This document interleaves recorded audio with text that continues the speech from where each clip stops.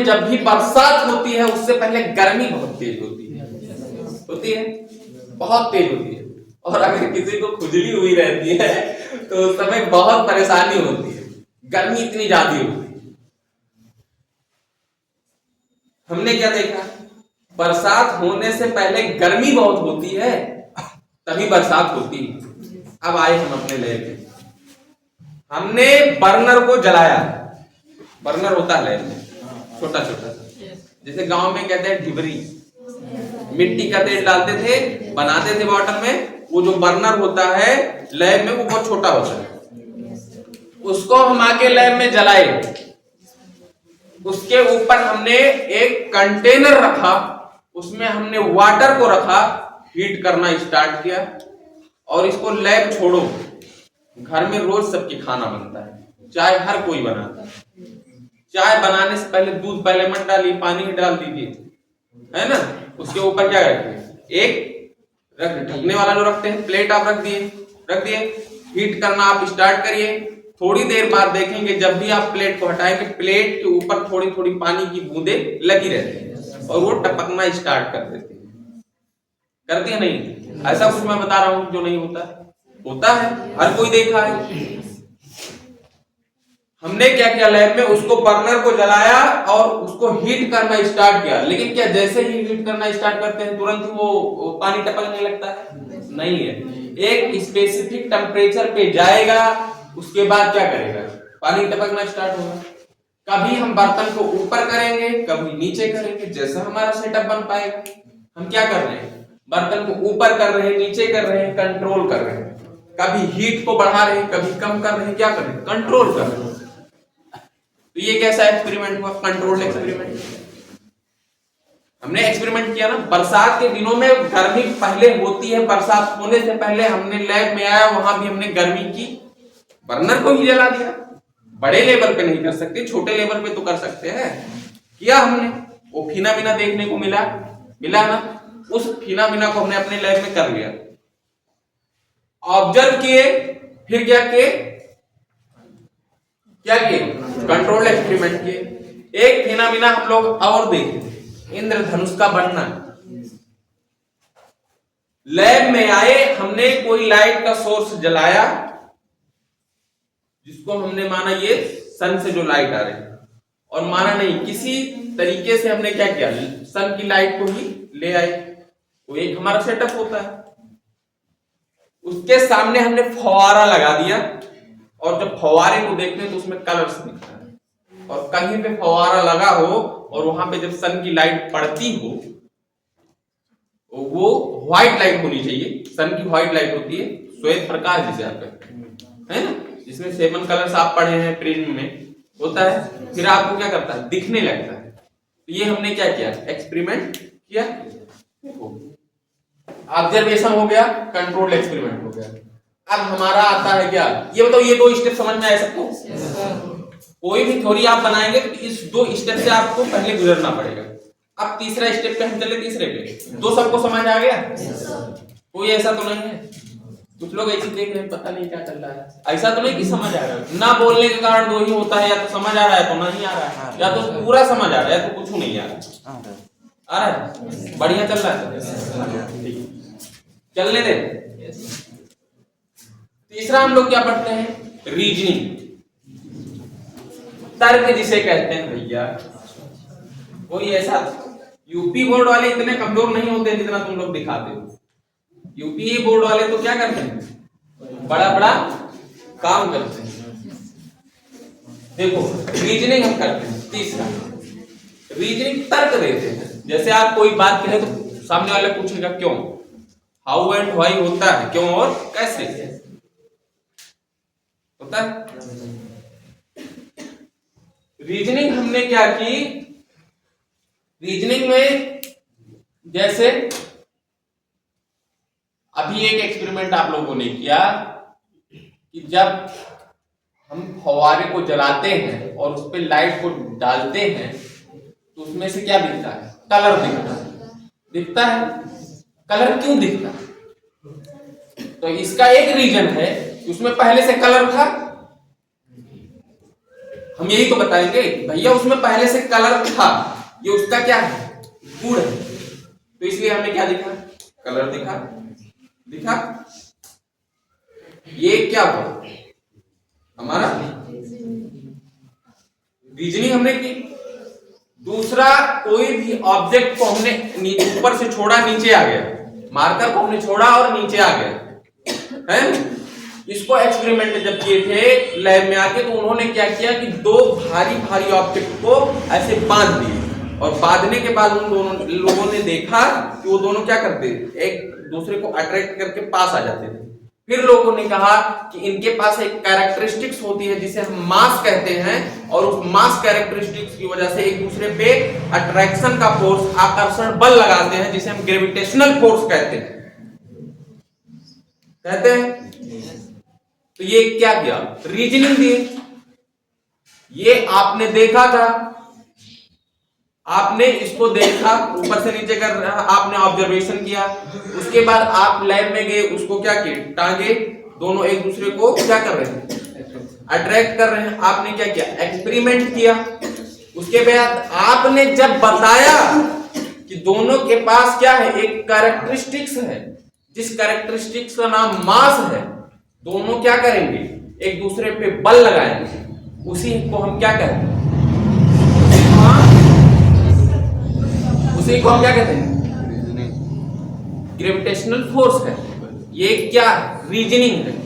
क्या इस रीजनिंग में कहीं पर कोई न्यूमेरिकल वैल्यू आई है, कहीं आई, एक थ्योरेटिकल वैल्यू है, मतलब हमने बताया कि ऐसा होता है इसलिए ऐसा होता, ऐसा होता होगा इसलिए ऐसा होता है। तो ये क्या है, क्वालिटेटिव रीजनिंग, जिसे क्वालिटेटिव रीजनिंग है, और एक होता है क्वांटिटेटिव, जिसे मात्रात्मक, जिसमें वैल्यू बताई जाए, स्पेसिफिक वैल्यू, उसे क्या कहेंगे, क्वालिटेटिव रीजनिंग कहेंगे। इसको हमने थोड़ा स्पेस देके लिखा था, है ना, इसलिए लिखा था, यहां लिखेंगे क्वालिटेटिव एंड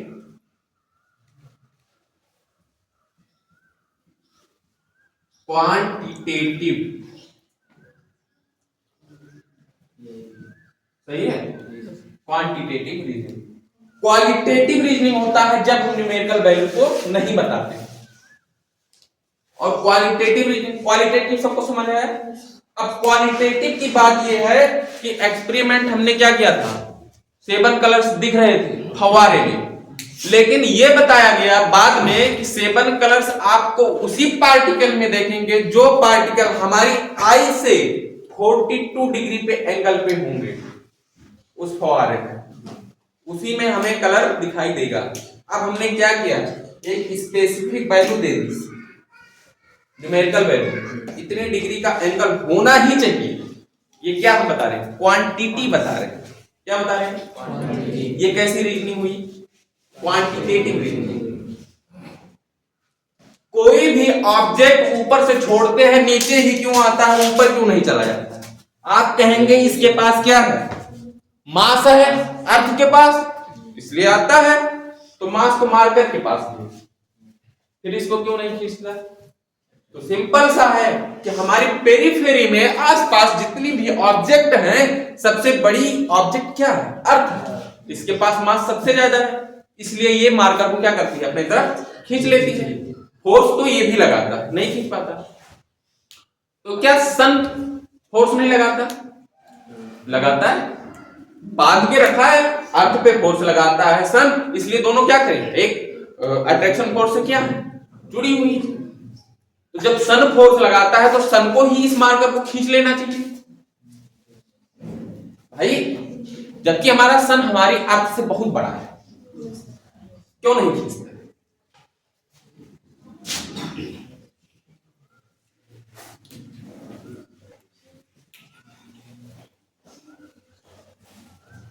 M1 हमारी एजेंसी है जो मास, जो फोर्स लगाएगी, जिसके पास बहुत ज्यादा मास है। M2 हमारी दूसरी एजेंसी है जिसको हमें खींचना है, जैसे मार्कर। यहां पे हमने पहले अर्थ को रखा, अर्थ की मास को, तो अर्थ हमारी खींच ली, हमने मान लिया। यहां पे हमने सन की मास को रखा और सन की मास हमारी अर्थ की मास से बहुत ज्यादा है, फिर क्यों नहीं खींच रहा मार्कर को? बताओ, खींच लेना चाहिए। किसी का कुछ दिमाग काम कर रहा है? जो आ रहा हो दिमाग में बताओ।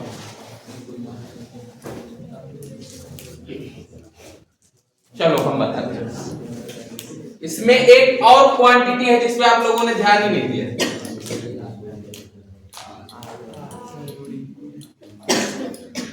हमारे मार्कर और अर्थ के बीच की डिस्टेंस बहुत कम है। यहां पे सन है, यहां पे अर्थ है, यहां पे मार्कर है। इस मार्कर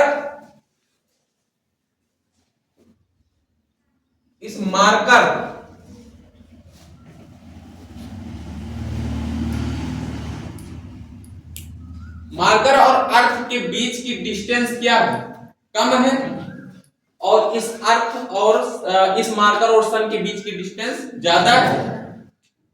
इसलिए ये क्या करता है? अर्थ इसको खींच लेता है और सन खींच नहीं पाता है। क्या इसमें हमने कोई न्यूमेरिकल वैल्यू इंट्रोड्यूस किया? 10 न्यूटन फोर्स है, 20 न्यूटन फोर्स है, ऐसा कुछ हमने बताया? हमने केवल थ्योरेटिकल बात बताई है। ये कैसी रीजनिंग हुई? क्वालिटेटिव में आएगा। अब आओ क्वांटिटेटिव में। क्या कभी ऐसा होगा कि सन हमारी मार्कर को खींच पाएगा? कब खींच पाएगा? बिल्कुल सही बात है, एकदम सही बात आपने बताई। आप हमने क्या किया? डिस्टेंस हमें पता है, ये पहले पता है। उस डिस्टेंस को हमने यहां रखा, इस ऑब्जेक्ट को मार्कर या कोई ऑब्जेक्ट लिया, अर्थ लिया, इन दोनों के बीच के डिस्टेंस को यहां पे हमने रखा, यहां पे हमने अर्थ की मास को रखा, यहां पे हमने जो एजेंसी हमें जिसे खींचनी है उसको हमने रखा। फोर्स को हमने कैलकुलेट किया, कुछ फोर्स आया, उसके बाद जब ये डिस्टेंस हमें पता है तो टोटल डिस्टेंस में से इतना क्या कर देंगे? लेस कर देंगे, ये वाली डिस्टेंस आ जाएगी।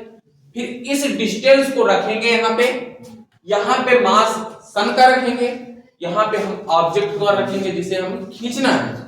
फिर उसकी फोर्स की वैल्यू को कैलकुलेट हम करेंगे। फिर हम देखते हैं कि जो हमारी सन के केस में फोर्स आई उसकी वैल्यू कम हो जा रही है। किससे? अर्थ से।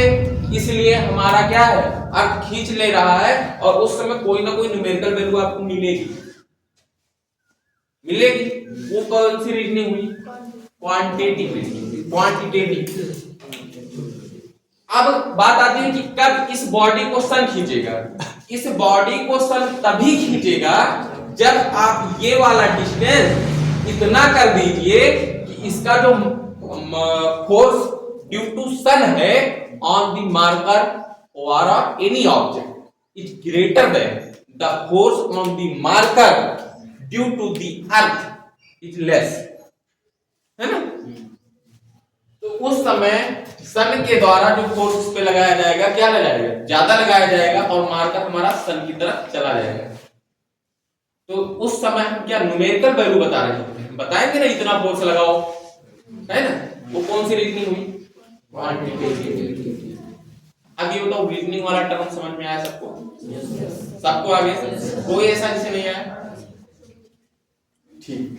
अब इसके बाद एक फोर्थ टर्म आता है जिसे कहते हैं मैथमेटिकल मॉडलिंग। बोर हो गए क्या? ये बताओ, इंटरेस्ट आ रहा है नहीं? मजा आ रहा है? ऐसा कोई है जो बोर हो गया? मॉडलिंग करने के कई तरीके होते हैं, लेकिन वो तरीके नहीं। कोई बड़ा बड़ा बॉल रखा लिया, घूम रहा है, ऐसे कर रहा है, वो मॉडलिंग नहीं। यहाँ मैथमेटिकल की मॉडलिंग की बात चल रही है। ठीक, कौन सी बात चल रही है? Mathematical modelling. मैथमेटिकल मॉडलिंग की जरूरत क्यों पड़ी? अभी आपने बताया कि फोर्स को कैलकुलेट करने के लिए, कब फोर्स कम होगा कब ज्यादा होगा, ये आप तभी बता पा रहे हैं जब आपको ये पता है ना। इसमें आर स्क्वायर लगा है, तभी आपने सोचा यहाँ पे पावर 3 क्यों नहीं है, यहाँ पे पावर 4 क्यों नहीं। इसके पीछे बहुत से साल लगे एक्सपेरिमेंट करने में, कई बार एक्सपेरिमेंट किए गए, फिर ये पाया गया कि नहीं यहाँ 2 होना ही चाहिए, फिर पूरा कर लिया। ये 1-2 दिन में ये वाला नहीं बना था, बहुत दिन लगे। ये एक क्या किया गया, मैथमेटिकल मॉडलिंग की गई, तभी आप बता पा रहे हैं। हमने आपसे कहा कि हमारी कोई बॉडी चल रही है, उस पर हमने कुछ ब्रेक लगाया, ये बताइए वो कितना डिस्टेंस जाएगी, और हमने आपको एक्सीलरेशन दे दिया। तो आप इक्वेशन ऑफ मोशन से क्या करते हैं, डिस्टेंस कैलकुलेट कर लेते हैं, करते हैं नहीं करते। आपको टाइम दे दिया जाता है, इनिशियल वेलोसिटी दे दी जाती है, एक्सीलरेशन दे दिया जाए और आपसे फाइनल वेलोसिटी पूछ लिया जाए, तब भी आप क्या करते हैं, बता देते हैं।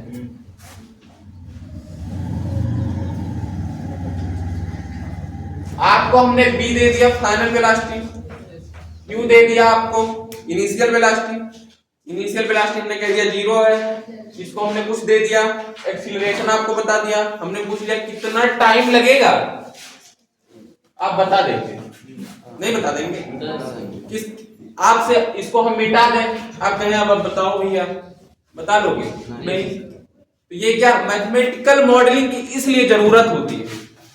आप यहां तक करके किसी को बता के चले आइए और कहिए हमारी थ्योरी को पब्लिश कर दीजिएगा भाई साहब, कहेगा यहाँ चुपके से निकल जाओ, इसको हम पब्लिश करेंगे, कोई हमसे पूछेगा मैथमेटिकल मॉडलिंग कहाँ गई, मैं कहां से बताऊंगा।